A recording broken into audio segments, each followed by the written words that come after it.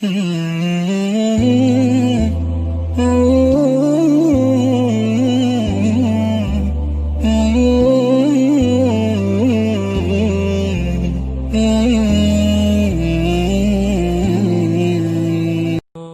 عباس خداوند از آنها راضی باشد میگوید شبی همراه میمونه در خانه رسول خدا درود بر او ماندم.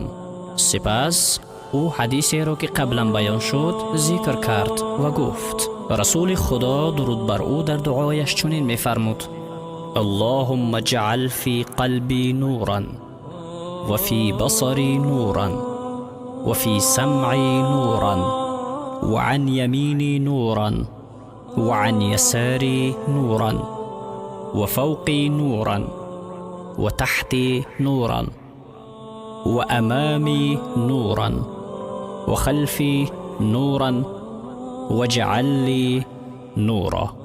یعنی خدایا در دل من و چشمهای من و گوشهای من و سمت راست من و در سمت چپ من و در بالای سر من و بزیر پای من و در پیش رویم و پشت سرم نور قرار ده.